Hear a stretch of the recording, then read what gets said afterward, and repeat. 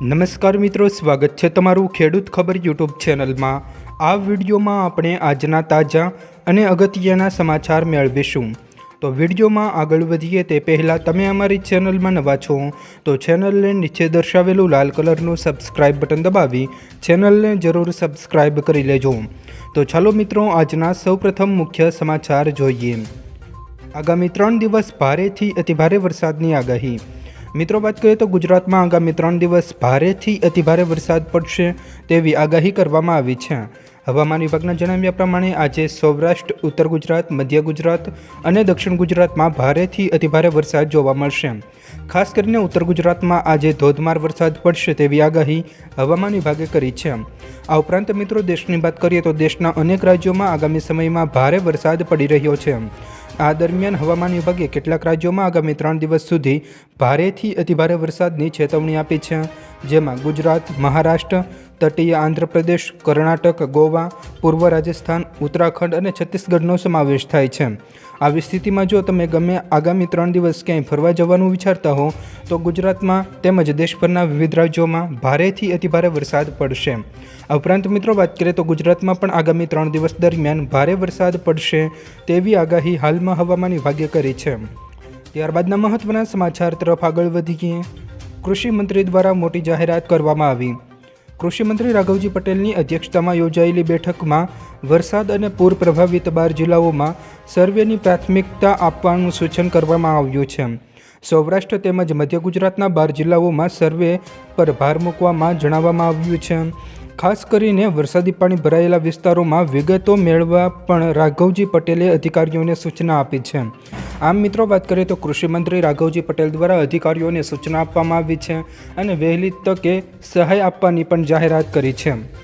ત્યારબાદના મહત્વના સમાચાર તરફ આગળ વધીએ તો પશુપાલકોને ઘાસ કાર્ડ આપવામાં આવશે।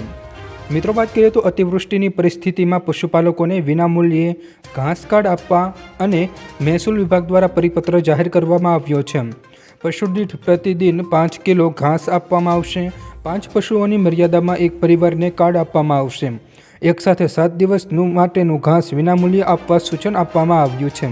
આમ મિત્રો, વાત કરીએ તો પશુપાલકો માટે રાહતના સમાચાર સામે આવ્યા છે। ત્યારબાદના મહત્વના સમાચાર તરફ આગળ વધીએ। આધાર કાર્ડમાં ફ્રી અપડેટ કરાવવા માટે આ છેલ્લો મહિનો। મિત્રો, વાત કરીએ તો આધાર કાર્ડમાં અપડેટ કરાવવા માટે તમારે 14 જૂનથી 14 સપ્ટેમ્બર 2024 સુધીનો સમયગાળો આપવામાં આવ્યો હતો। મિત્રો, આ સમયગાળા દરમિયાન તમે તમારા આધાર કાર્ડમાં દસ્તાવેજ અપડેટને 3 મહિના સુધીમાં ફ્રીમાં કરાવી શકતા હતા, પરંતુ હવે 14 સપ્ટેમ્બરે આ છેલ્લી તારીખ છે। મિત્રો, જો તમે આ ફ્રી સર્વિસનો લાભ લેવા માંગતા હો તો 14 સપ્ટેમ્બર સુધીમાં તમારું આધાર કાર્ડ ઓનલાઈન અપડેટ કરી શકો છો, અન્યથા પછી તમારો ફ્રીમાં ચૂકવવી પડશે।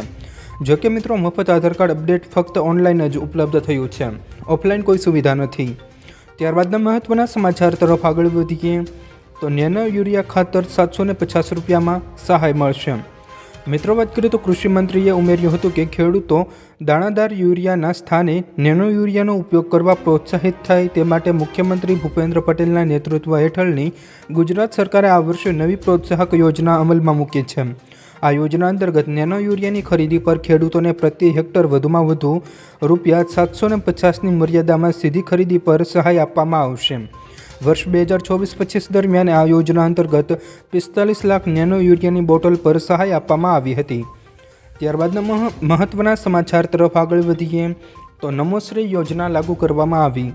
મિત્રો, વાત કરીએ તો સગર્ભા તથા ધાત્રી માતાઓ માટે નમોશ્રી યોજના રાજ્ય સરકારે જાહેરાત કરી છે, જેના માટે 750 કરોડ રૂપિયાની ફાળવણી કરવામાં આવી છે, જે અંતર્ગત SC, ST, NFSA તેમજ પ્રધાનમંત્રી જન આરોગ્ય યોજના સહિતના સગર્ભા 12,000ની સહાય આપવામાં આવશે। મિત્રો, સામાજિક ન્યાય અને અધિકારિતા વિભાગ માટે 6,193 કરોડની જોગવાઈ કરવામાં આવી છે। ત્યારબાદના મહત્વના સમાચાર તરફ આગળ વધીએ તો 21મી પશુધન ગણતરી શરૂ કરવામાં આવી। મિત્રો, વાત કરીએ તો પશુપાલન અને ડેરી ક્ષેત્રના વિકાસ માટેની નીતિઓ, કાર્યક્રમો તથા વિવિધ કલ્યાણકારી યોજનાઓના ઘડતર ઉપરાંત અનેક મહત્વના નિર્ણયો માટે પશુધન સંબંધિત અદ્યતન ડેટા સંગ્રહ હોવો જરૂરી છે। આ ડેટા એકત્રિત કરવા માટે ભારત સરકાર દ્વારા આગામી સપ્ટેમ્બર મહિનાથી ડિસેમ્બર 2024 દરમિયાન સમગ્ર દેશમાં 21મી પશુધન વસ્તી ગણતરી હાથ ધરવામાં આવશે। 21મી પશુધન વસ્તી ગણતરી માટે દેશમાં પ્રથમવાર મોબાઈલ એપ્લિકેશન અને સોફ્ટવેરનો ઉપયોગ કરવામાં આવશે। ત્યારબાદના મહત્વના સમાચાર તરફ આગળ વધીએ તો હેલ્મેટ માટે નવો નિયમ લાગુ થયો। મિત્રો, વાત કરીએ તો હાઈકોર્ટના આદેશ બાદ અમદાવાદ ટ્રાફિક પોલીસ હરકતમાં આવી છે। મિત્રો, આજથી વિવિધ પોલીસો દ્વારા હેલ્મેટ ડ્રાઈવ શરૂ કરવામાં આવશે। શહેરના વિવિધ 4 રસ્તા અને સર્કલ પર ટ્રાફિક પોલીસ તૈનાત થશે। પકવાન 4 રસ્તા તેમજ એસજી હાઈવે પર પોલીસ દ્વારા ટ્રાફિક ડ્રાઈવ શરૂ કરવામાં આવી છે, જેમાં હેલ્મેટ ન પહેરનારને રોકીને ઓનલાઈન મેમો આપવામાં આવી રહ્યો છે।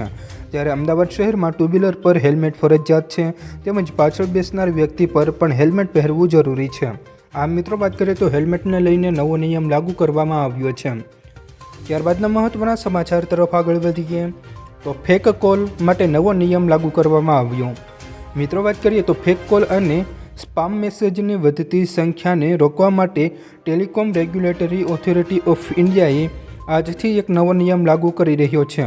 મિત્રો, ટ્રાઈએ જીઓ, એરટેલ, વોડાફોન, આઈડિયા, BSNL જેવી ટેલિકોમ કંપનીઓને 30 સપ્ટેમ્બર સુધીમાં 140 મોબાઈલ નંબર સિરીઝથી શરૂ થતાં ટેલિકોલિંગ અને કોમર્શિયલ મેસેજિંગ બ્લોકચેન આધારિત DLT અને ડિસ્ટ્રીબ્યુટેડ લેજર ટેકનોલોજી પ્લેટફોર્મ પર શિફ્ટ કરવા જણાવ્યું છે।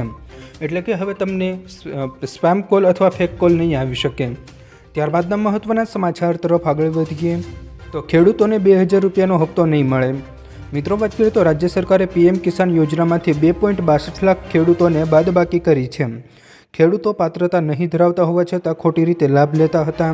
ગુજરાત સરકારે સન્માન નિધિ યોજનામાંથી 2,62,050 ખેડૂતોની બાદબાકી કરી છે।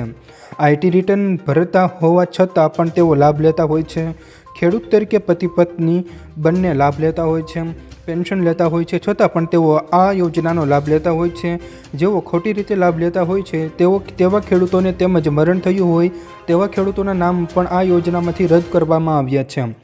રાજ્યના ખેતીવાડી વિભાગના જણાવ્યા પ્રમાણે છેલ્લા 17મા હપ્તામાં રાજ્યના 47,56,529 ખેડૂત ખાતેદારોને આ યોજનાનો લાભ આપવામાં આવ્યો હતો। એટલે કે PM કિસાન યોજના હેઠળ 2000 રૂપિયાનો હપ્તો આપવામાં આવ્યો હતો। ત્યારબાદના મહત્વના સમાચાર તરફ આગળ વધીએ તો આજે સોનાનો નવો ભાવ જાહેર થયો। મિત્રો, વાત કરીએ તો આજે સોનાના ભાવમાં બુધવાર કરતાં 10 રૂપિયા પ્રતિ ગ્રામનો ઘટાડો જોવા મળ્યો છે।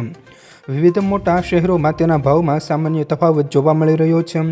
અમદાવાદમાં 24 કેરેટ સોનાની કિંમત 72,800 રૂપિયા અને 22 કેરેટ સોનાની કિંમત 66,730 રૂપિયા પ્રતિ 10 ગ્રામ થઈ ગઈ છે।